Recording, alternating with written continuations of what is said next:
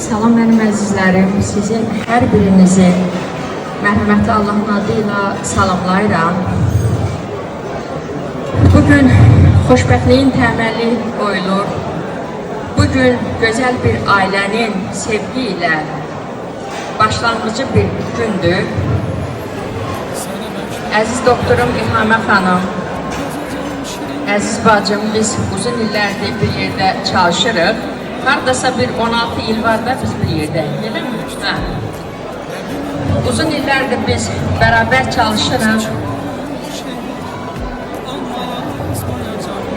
Uzun bir yol gəlmişik. Mən bilirəm ki, bizim Tural balamızı, bizim gözəl doktorumuz necə sevgilərlə, necə zəhmətlərlə böyüdübdür.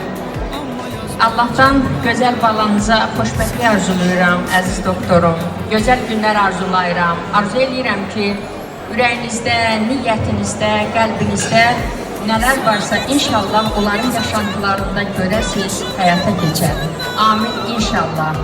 Arzu edirəm ki, hər səhərləri Allaha şükürlərlə, axşamları Allaha təşəkkürlərlə dolu bərəkətli bir ömür yaşasınlar. Amin inşallah. Biz bugün bütün dünyanın çok yerinde demək olar. Hətta bizim qonşu ölkələrdə müharibələrin getdiyi bir vaxtda çox rahat, çox azad, çox sakit bir yaşayış yaşayırıq. Hər səhər yuxudan xoşbəxtliklə ayıla bilirik. Bunu biz ilk öncə Allahımıza, sonra Ali Baş Komandanımıza, xalqımıza, ordumuza minnətdaram və bu gözəl günləri bizə yaşatmaq üçün canlarından keçən şəhidlərimizə Allah'tan rəhmət diləyirəm. Qazi oğullarımıza can sağlığı arzulayıram. Allah xalqımızı, müsəlman aləmini qorusun. Amin inşallah. Sənə məktub yazacağım.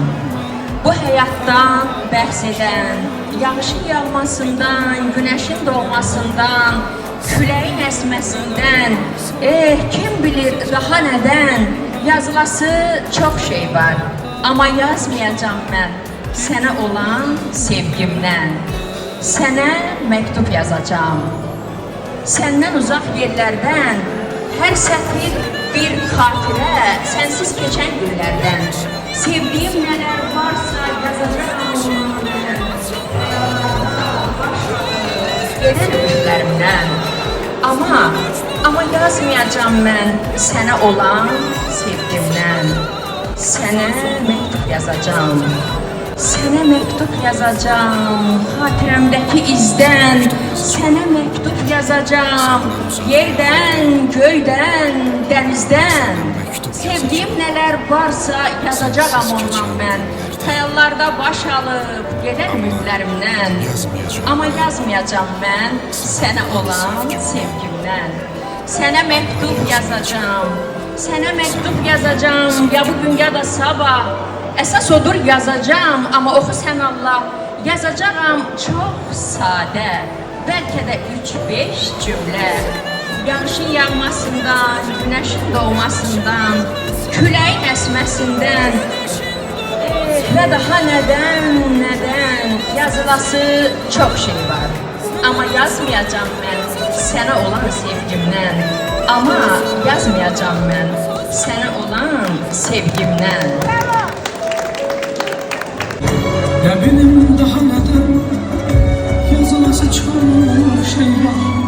Amma yazmayacağım mən sənə olan sevgimdən. Ya benim daha nədən yazılası çok şey var.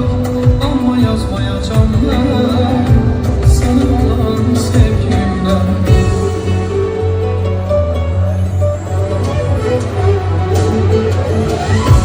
Sana mektup yazacağım. Yağışın yağmasından, güneşin doğmasından, küleğin esmesinden. Sana